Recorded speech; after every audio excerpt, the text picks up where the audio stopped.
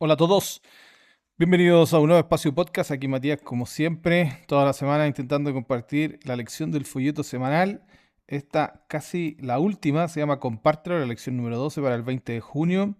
Vamos a comenzar. Bueno, mando saludos. Me escribieron algunas personas de Chile que escuchaban el podcast, así que saludos a las personas que nos escuchan de Chile. En segundo lugar, nos escuchan de México, así que saludos a la gente que nos escucha de México también. Vamos a iniciar con el comentario de esta semana que se encuentra en el libro de Hechos, así que vamos a orar para poder comenzar. Querido Dios y Padre Celestial, te agradezco la posibilidad de poder estudiar tu palabra junto a nuestros amigos, que podamos abrir la Biblia, podamos entender un poco más de ella y poder aplicarla también en nuestra vida. Esta semana que vamos a estudiar sobre compartir el Evangelio, te pido que nos bendigas, que nos ayudes, que nos des tu Santo Espíritu, que no nos quites los problemas, sino ni la persecución, sino que nos dé la valentía para enfrentarla. Te lo pedimos sin merecerlo, en el lindo nombre de Jesucristo. Amén.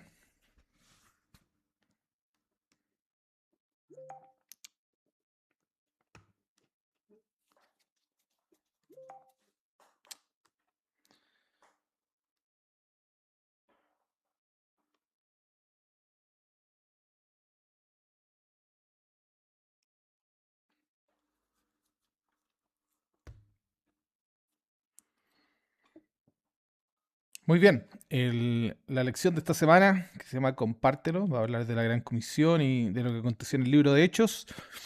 Cuenta el testimonio de un pastor que iba en su vehículo y tuvo un altercado con una persona.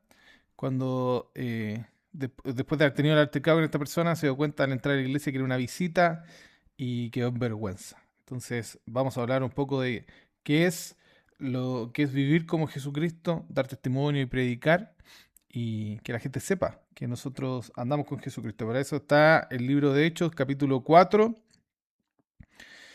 y el verso 13 al 17 dice: Los gobernantes, al ver la osadía con la que hablaba Pedro y Juan, y al darse cuenta de que eran gente sin estudios ni preparación, quedaron asombrados y reconocieron de que habían estado con Jesús. Además, como vieron que los acompañaba el hombre que había sido sanado, no tenían nada de qué halagar. Nada de qué alegar, perdón. Así que les mandaron que se retiraran del consejo y se pusieron a deliberar entre sí.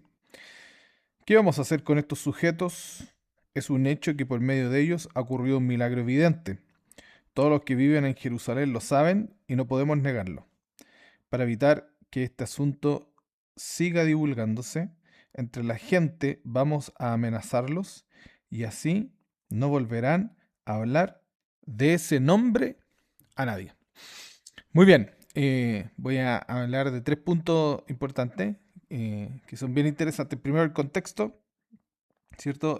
Después de que Jesucristo asciende al cielo y sucede el Pentecostés, los apóstoles van entrando al templo y hacen un milagro.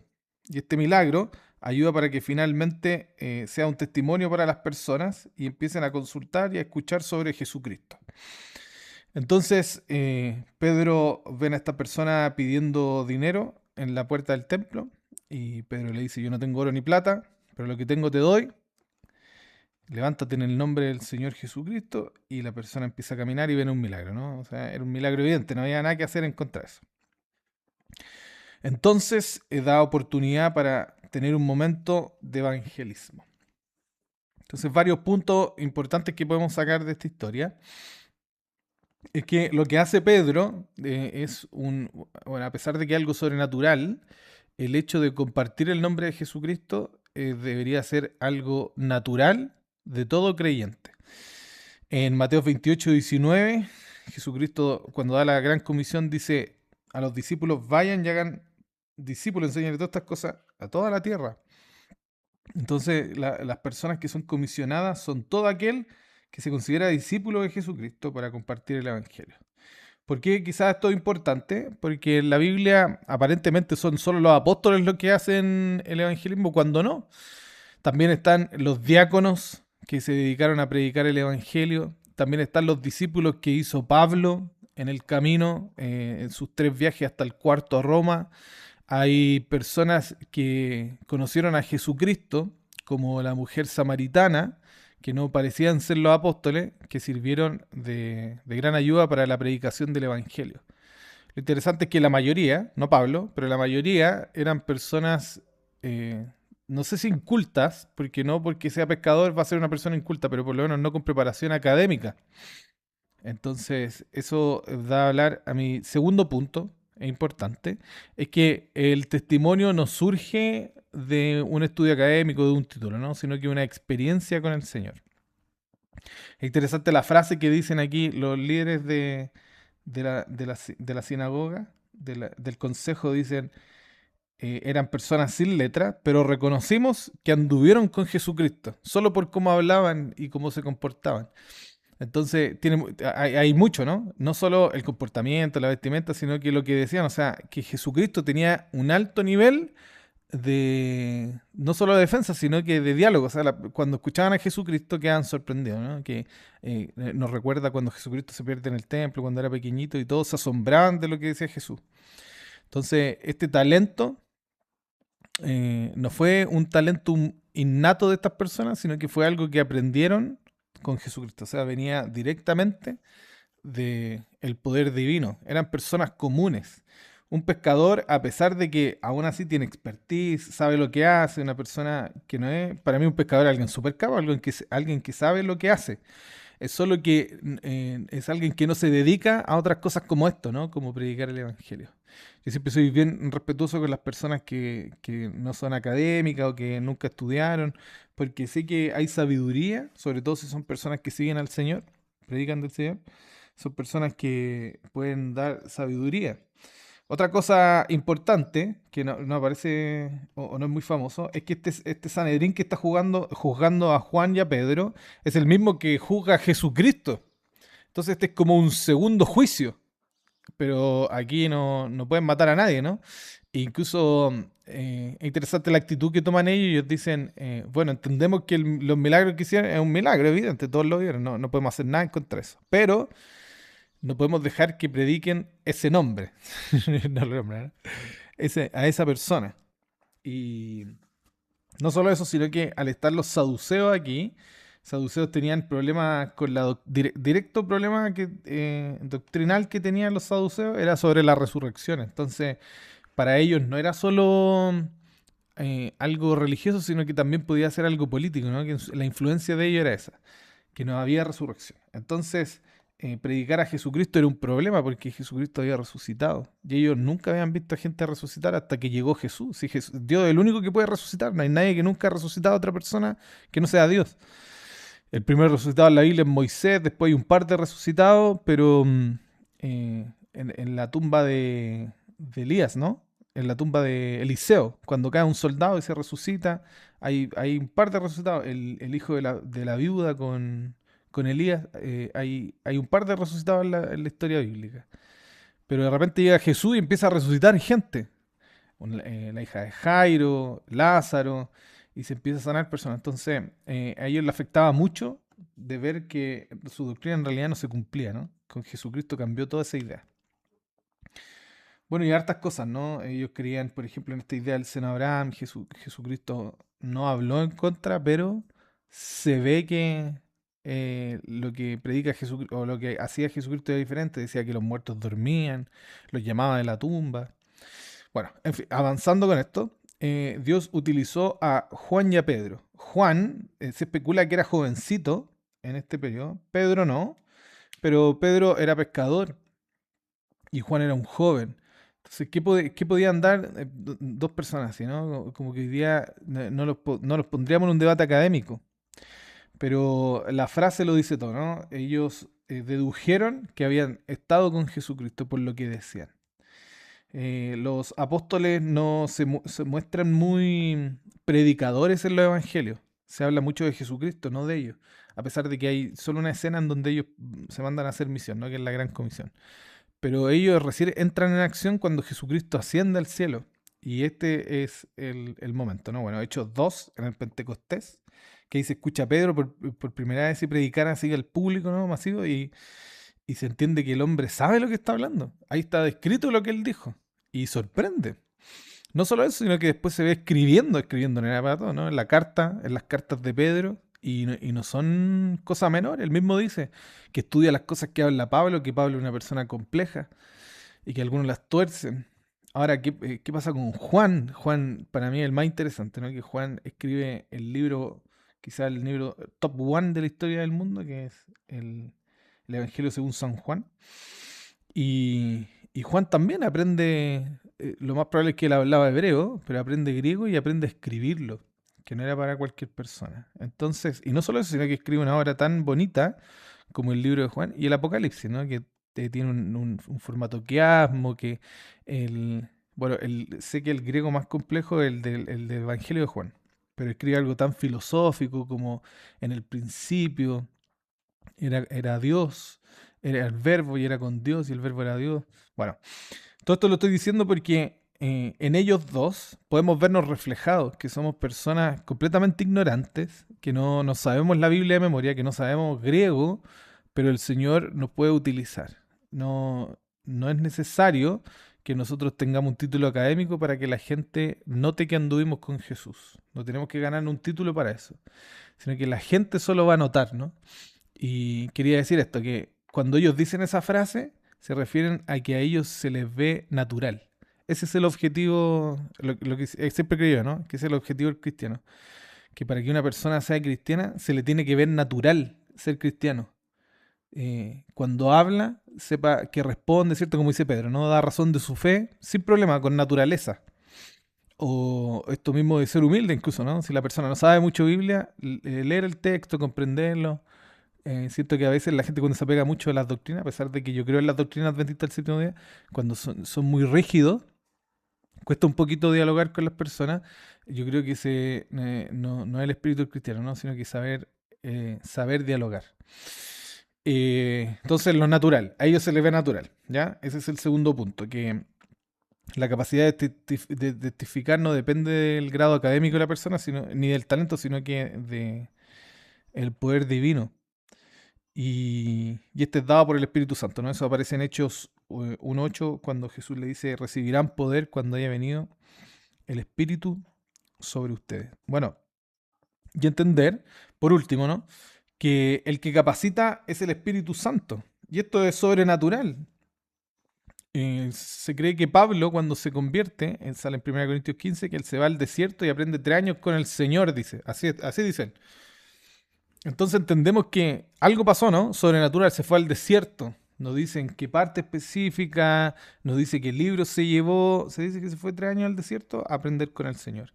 Y de repente volvió el Pablo que conocemos, que hasta para los académicos que tienen doctorado hoy día, que saben griego, saben latín, les cuesta leer Romanos, por ejemplo. Y ese es Pablo, ¿no? Pablo, estamos hablando hace 2000 años atrás. Entonces, vemos en Pablo que fue sobrenatural, no solo por el llamado cuando él se convierte, sino que en su capacitación. Su capacitación es sobrenatural. Él aprende con el Señor y después dice que ascienda a Jerusalén y ahí se encuentra, él busca juntarse con los apóstoles. Entonces siempre se bromea, ¿no? Que Pablo se convirtió y la gente, bueno, yo he dicho eso, que Bernabé le ayudó porque la gente no quería juntarse con Pablo. Es verdad, pero aún así habían pasado más de 3 años que Pablo había desaparecido, entonces él se capacitó de forma sobrenatural, así como lo fue Juan, lo fue Pedro. Yo no creo que ellos estuvieron los 3 años con Jesús, ya Jesús dice, les voy a enseñar a escribir. No aparece eso en la Biblia, pero de repente estaban escribiendo. eh, y a pesar de que yo creo que Pablo igual escribía, ¿no? A pesar de que en las cartas aparecen manuenses. El libro de Hechos, por ejemplo, lo escribió Pablo, a pesar de que es controversial decirlo. Pero Juan escribiendo, de Mateo no lo dudamos, ¿no? Él se veía como una persona culta, siempre se vio como una persona culta. Pero no pasa así con Pedro y con Juan, que son los otros que escriben, ¿ya? También me gustaría hablar de Santiago, que no aparece aquí, pero a mí me gusta Santiago, uno de mis favoritos, porque la carta de Santiago, de Jacobo, en el Nuevo Testamento es como un libro de proverbios del Nuevo Testamento. O sea, el tipo no solo era inteligente y sabía escribir, sino que era sumamente sabio. Y esa sabiduría obviamente la adquirió en su práctica con Jesucristo. Bueno, y así van a salir todos los apóstoles, ¿no? A veces no lo nombramos y hay muchos debates hoy día sobre el catolicismo, que el catolicismo es la primera iglesia, pero olvidamos Etiopía, por ejemplo. Que siempre hubo cristianismo desde los tiempos de Jesús, cuando se fueron los apóstoles. O Egipto, que también se convirtió al cristianismo. O India, que llegó el cristianismo y lleva milenios allá. Y ellos no se llaman católicos, ellos se llaman a sí mismos ortodoxos. ¿Qué pasa con esos apóstoles que también escribieron, que también publicaron, que también estuvieron en debates, que también supieron defender la fe? O sea, el Señor tomó a todas estas personas que nadie daba un peso por ella. Es como la historia de los valientes de David, ¿no? Que son los que habían sido rechazados de su pueblo, que no servían de soldados. Los toma David y se convierten en el mayor ejército de la historia de Israel. Así pasa con los apóstoles y así mismo puede pasar contigo. Entonces el Espíritu Santo capacita de forma sobrenatural. Hay que entender eso. Que no hay que tener miedo al dar a defensa de la fe. El Señor va a traer a memoria. Eso es sobrenatural. A mí me gusta solventar eso, ¿no? Hay que dejar que las personas se acuerden porque el Espíritu Santo lo recuerda. Y no solo eso, sino que lo segundo sería la valentía. No aparece en el Pentecostés ellos orando. Sabemos que oran por unidad, sabemos que oran por el Espíritu Santo, pero no aparecen ellos orando porque el Señor le quite los problemas. No aparecen orando porque Señor quita la persecución judía en contra de los cristianos, contra los judíos cristianos. Quita la persecución romana, porque eso no pasa, la persecución romana es posterior, ¿no?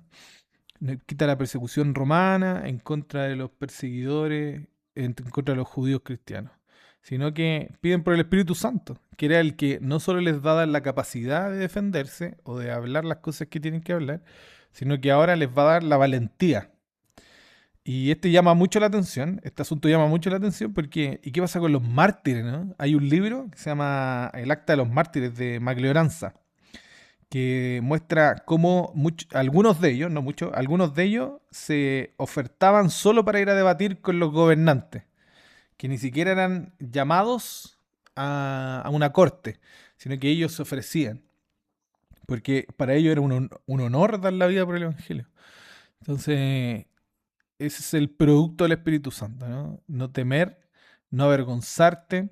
Yo vivo en Jerusalén, que es la capital religiosa del mundo. Se ve poco, pero se ve. Personas que salen a predicar a la calle. Sobre todo para una persona que vive en Latinoamérica, eso es muy normal. Es muy normal ver a una persona predicando en la calle, en una plaza, o domingos de mañana que salgan grupos de evangélicos a predicar. Es un acto, o los mismos adventistas, ¿no? Que salen a repartir material literario. Es muy normal, pero no aquí donde vivo yo. Donde vivo yo es muy difícil. Incluso entre los mismos judíos, ¿no? Que ellos, no todos son prosélitos, pero los que lo hacen es muy poquito. Entonces, yo siempre que veo a un predicador, yo me detengo por respeto, porque entiendo que el Espíritu Santo lo está utilizando para predicar el Evangelio de Jesucristo. Y no solo eso, sino que algunos, no muchos, también son atacados. Entonces, quiero decir eso, ¿no? Trabajar en la ventana de 40 siempre tiene esa implicancia que suele conllevar persecución. A pesar de que, bueno, Israel es un país religiosamente libre, también hay persecución. Y también pasa nosotros hemos tenido aquí invitados, ¿no? Hay gente que trabaja en el Líbano, gente que trabaja en Egipto, que son lugares que hacer proselitismo es ilegal. Hay algunos países que son pena de muerte. Hemos conocido gente que han estado en Jordania, ¿cierto? Trabajando en escuelitas, que eso es una obra muy bonita. Y no podemos negar. Muy orgullosos que seamos, no podemos negar. Aunque no sean adventistas, aunque yo obviamente hablo de los que estoy hablando son adventistas, ¿no? Que la persona que toma valentía en dar el testimonio a estos lugares es dirigido por el Espíritu Santo. Entonces, consejo práctico, Isaías 54 dice que el Señor da las palabras para consolar al cansado. Primera de Pedro 3:15, que bueno, mi verso favorito de la lección de esta semana es que el Señor, perdón, debemos estar preparados para dar razón de nuestra fe. Me gusta eso porque aprenderse, ¿no? Las doctrinas, aprenderse los versículos, cuando en el folleto de escuela sabática nos hacen aprendernos el verso de memoria, vale la pena. ¿Por qué? Porque el Señor no te va a devolver, no te va a hacer recordar un versículo que nunca te aprendiste, ¿no? O que nunca leíste. Entonces, el trabajo del Espíritu Santo, o el trabajo que hace en ti para dar defensa de tu fe, es recordar. La palabra recordar aparece harto en la Biblia, ¿no? Recuerda el día de reposo. Y el Espíritu Santo trae a memoria. Entonces debemos trabajar en eso, ¿no? En memorizar. Una vez conocí a una persona que estuvo en entre paréntesis, en el concurso bíblico. Esto pasó hace un tiempo en Chile que hacían concursos bíblicos nacionales, que era bien entretenido. Y conocí a una persona que me dijo, yo podía recitar, no me acuerdo si quedó en primer o en segundo lugar, o sea, yo recitaba unos 45 minutos la Biblia de memoria. Estaba 45 minutos hablando texto, párrafo. Interesante. Entonces, otra cosa que recalcaba el folleto era que había que evitar la coerción. Hoy día, a ver, no voy a decir que pasa mucho, pero pasa, ¿no? Que existe la coerción o obligan a las personas a convertirse. Bueno, en el mundo musulmán pasa mucho y en el mundo evangelista a veces pasa, ¿no? Que intentan de manipular a las personas o obligar a las personas a convertirse. Bueno, eso es equivocado. Yo creo que es de conocimiento general, pero vale la pena decirlo o repetirlo. No por coerción, sino por invitación. Entonces, quiero terminar con la cita de Elena de White, que está en El deseado de todas las gentes, que dice así: cualquiera que sea la profesión que se haga, nadie tiene amor puro para con Dios a menos que tenga amor abnegado para con su hermano. Pero nunca podemos entrar en posesión de este espíritu si tratamos de amar a otros. Lo que se necesita es el amor de Cristo en el corazón. Cuando el yo está sumergido en Cristo, el amor brota espontáneamente. La plenitud del carácter cristiano se alcanza cuando el impulso de ayudar y bendecir a otros brota constantemente de adentro, cuando la luz del cielo llena el corazón y se revela en el rostro. Muy bien.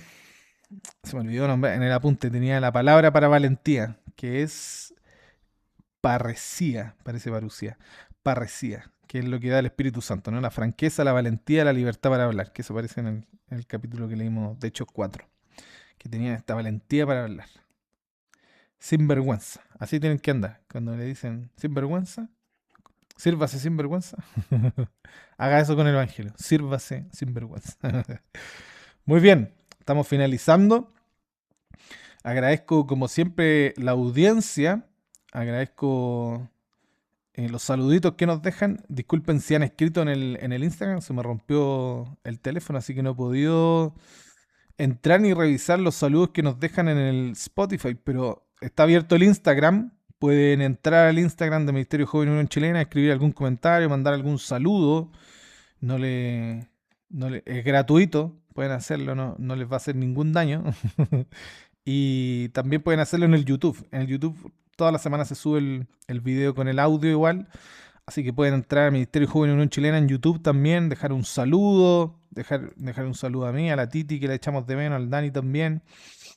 Y dejar su comentario. ¿Qué les pareció la lección esta semana a ustedes? ¿Están de acuerdo? ¿Tienen algún testimonio? Eso estaría muy bueno, que comenten algún testimonio. Y como siempre, toda la semana el podcast se sube los viernes en Spotify y en Evox. Así que síganos en esas redes sociales y recuerden estudiar el folleto toda la semana, llegar con buen ánimo el sábado de mañana. La lección de esta próxima semana, que es la última del folleto, se llama Hacia la Eternidad. Y vamos a estudiar Apocalipsis capítulo 21 y 22. Así que lleguen con algo para compartir el sábado de mañana, pásenlo bien, que el Señor les bendiga. Nos escuchamos en un nuevo espacio podcast. Chao.